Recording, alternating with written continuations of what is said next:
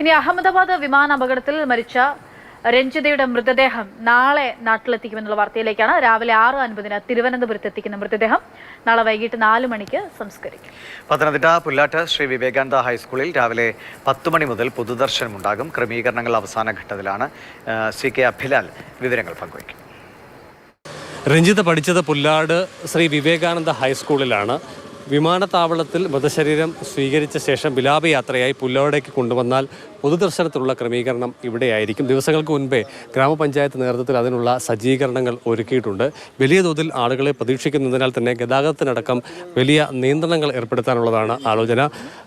Koipuram sub inspector നമ്മോടൊപ്പം ചേരുന്നുണ്ട്. നമുക്ക് പൂർണ്ണ തോതിലുള്ള വിവരങ്ങൾ ലഭ്യമായിട്ടില്ല, എന്നാൽ പോലും നമ്മുടെ ഒരു ക്രമീകരണം സംബന്ധിച്ചൊരു മനസ്സിലെ ഒരു ആലോചന എങ്ങനെയാണ്? മരിച്ച രഞ്ജിതയുടെ ബോഡി വരുന്നതുമായിട്ട് ബന്ധപ്പെട്ട് നമ്മുടെ പത്തനംതിട്ട ജില്ലാ പോലീസ് മേധാവി സാറുമായിട്ട് നമ്മൾ ആലോചിച്ചതിന് ശേഷം, തിരുവല്ല DSP സാറുണ്ട്, അപ്പോൾ അവരുമായിട്ട് ആലോചിച്ചിട്ട് ശേഷം നല്ല രീതിയിൽ വരുന്ന അത്രയും സമയത്തേക്ക് ഇവിടെ ഒരു നല്ല ബ്ലോക്ക് ഉണ്ടാവും. അപ്പോൾ അതൊന്നും ക്രമീകരിച്ച് ഇപ്പോൾ ഈ റോഡിലേക്ക് താൽക്കാലികമായിട്ട് ആ പൊതുദർശനത്തിനുള്ള അത്രയും ടൈം നമ്മളിവിടെ ഒന്ന് ബ്ലോക്ക് ചെയ്തിട്ട് പുല്ലാട് ഒഴിവാക്കിയിട്ട് മുട്ടമൺ വഴി പിന്നെ വെണ്ണിക്കുളം ഭാഗത്തേക്കുള്ള വണ്ടികൾ അങ്ങനെ വിടും.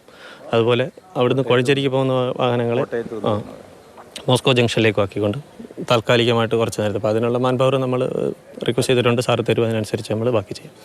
ഇവിടുത്തെ ക്രമീകരണങ്ങൾ എങ്ങനെയാണ്? ആളുകൾ വരുന്ന ആളുകൾക്ക് ഏത് ഭാഗത്തൂടെ കടന്ന് ഏത് ഭാഗത്തൂടെ ഇറങ്ങിപ്പോകണം, അങ്ങനെയുള്ളതാണ് പ്ലാനിൽ? ഇപ്പം നമ്മൾ വിവേകാനന്ദ ഹൈസ്കൂളിൻ്റെ ആർക്കിടുണ്ട്. ആ ആർച്ചിനകത്തിൽ കൂടെ വരുന്നവർ കണ്ട് രണ്ടാമത്തെ ഗേറ്റ് വഴി പുറത്തേക്ക് പോകാനാണ് ഇപ്പം ക്രമീകരിച്ചേക്കുന്നത്. അതുപോലെ മീഡിയയ്ക്ക് നമ്മൾ സെപ്പറേറ്റ് ഒരു സെക്ഷൻ ക്രമീകരിച്ചിട്ടുണ്ട്. അതുപോലെ VIP പവലിയൻ പോലെ ക്രമീകരിക്കുന്നുണ്ട്. പിന്നെ വരുന്ന VIP വാഹനങ്ങൾ രണ്ടാമത്തെ ഗേറ്റ് വഴി കയറ്റിയിട്ടാണ് നമ്മൾ അവിടെ പാർക്കിംഗ് സംവിധാനം ഒരുക്കിയിരിക്കുന്നത്. VIP ഇരിക്കാനുള്ള സജ്ജീകരണങ്ങൾ ഞങ്ങൾ നേരത്തെ പറഞ്ഞിട്ടുണ്ട്. പിന്നെ ജോൺ സോമർ പറഞ്ഞ പോലെ എല്ലാ സജ്ജീകരണങ്ങളും പഞ്ചായത്തിൻ്റെ നിന്നും ഞങ്ങൾ ഏർപ്പാടാക്കിയിട്ടുണ്ട്.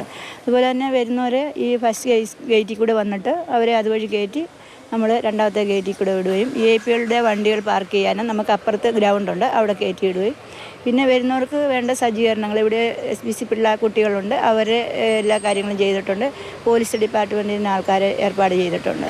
2 മണിക്കൂറിൽ താഴെയാകും സ്കൂളിലെ പൊതുദർശനം. അതിനുശേഷം അവിടെ നിന്ന് ഏറെക്കുറെ 1.5 കിലോമീറ്റർ അകലെയാണ് കുടുംബ വീടുള്ളത്. ഇവിടെ നിർമ്മാണത്തിലിരിക്കുന്ന വീട്ടിലായിരിക്കും ഇവിടെ ആദ്യം മൃതശരീരം എത്തിക്കുക.